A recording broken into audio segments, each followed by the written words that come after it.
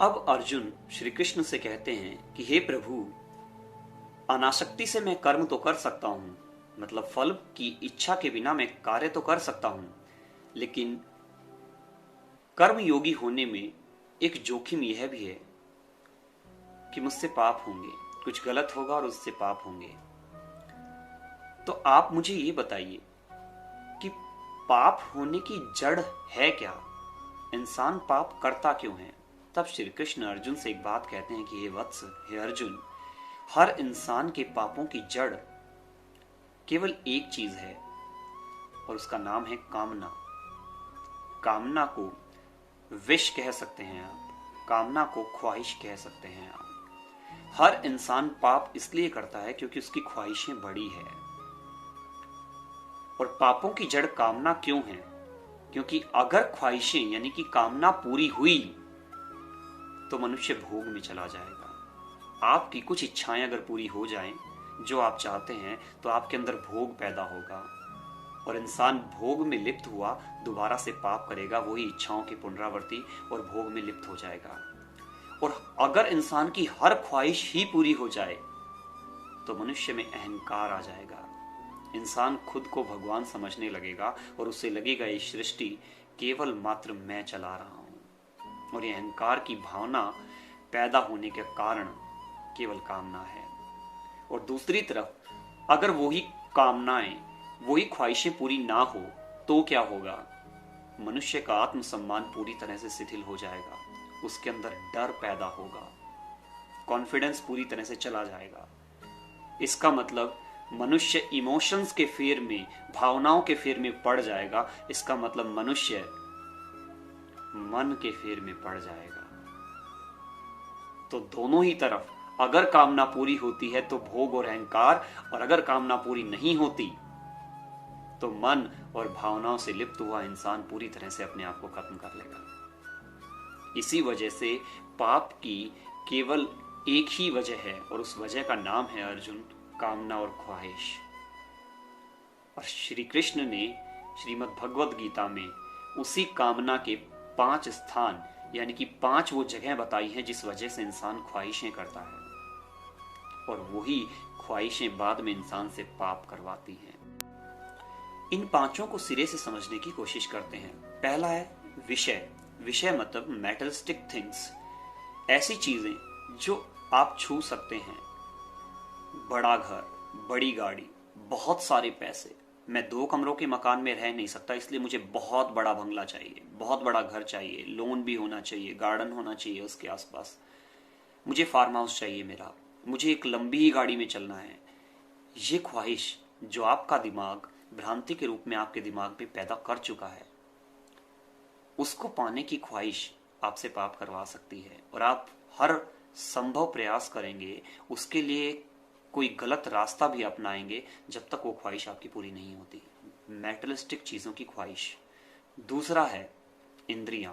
इंद्रियां हमसे पाप करवाती हैं क्योंकि इंद्रियों को भोग का स्वाद मिलता है। किसी लड़के को एक लड़की से प्रेम हुआ या मोह हुआ और वो लड़का उस लड़की को अप्रोच करता है, उसके पास जाता है, क्योंकि मनोहर दृश्य आंखों ने देखा, सेंसेस ने देखा, और दिमाग में उस मनोहर दृश्य की छवि पैदा हुई। और उस छाप की वजह से वो लड़का जब अब लड़की को अप्रोच करता है और वो उसको अपनाने से मना कर देती है, तो जबरन उस लड़की को हासिल करने के लिए उसका दिमाग उससे पाप करवाता है। इसी वजह से एसिड अटैक्स होते हैं। आपके मन ने संभोग की इच्छा पैदा हुई या आपके मन ने संभोग की इच्छा को पैदा किया। अब आपके पास उस संभोग को मिटाने का कोई साधन नहीं है, तो आप यथासंभव प्रयास करेंगे किसी तरह से इस संभोग की आग को खत्म किया जाए। इसी वजह से रेप होते हैं। तो सेंसेस हैं जो ख्वाहिशों में उलझ कर इंसान से पाप करवाते हैं, क्योंकि इनकी अपनी एक नीड है। तीसरा है मन। ये सस्टेनेबल नेचर होने की वजह से एक जगह स्थिर नहीं होता, मेटलिस्टिक चीजों पे भी रुकता नहीं है या किसी भी चीज पे रुकता नहीं है। आज ये तो कल वो। आपने एक इच्छा पाली, अपने अंदर एक इच्छा को डेवलप किया कि मुझे कार चाहिए।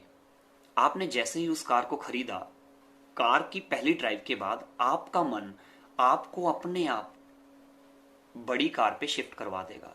उस बड़ी कार के बाद आपका मन अपने आप हेलीकॉप्टर पे शिफ्ट करवा देगा, पर्सनल आइलैंड, क्रूज। ख्वाहिशें बढ़ती चली जाएगी क्योंकि मन सस्टेनेबल है। इसका नेचर ही है ऐसा।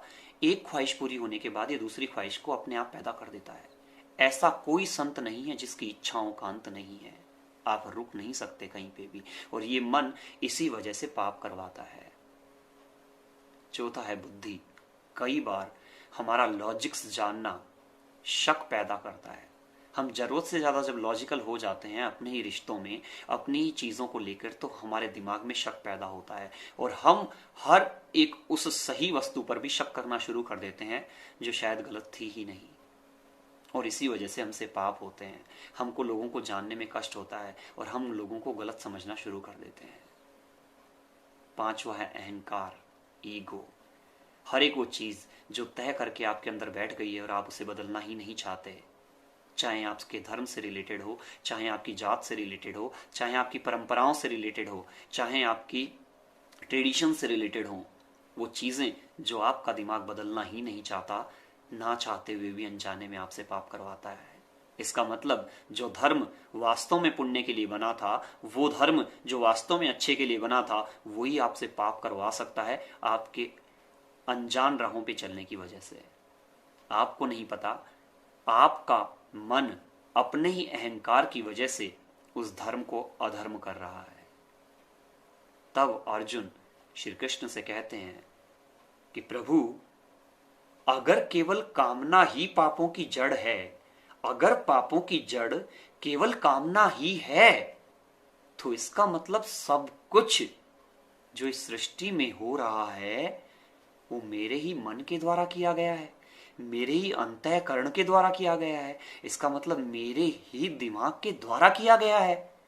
तो क्या पाप और पुण्य जैसी कोई चीज होती ही नहीं है?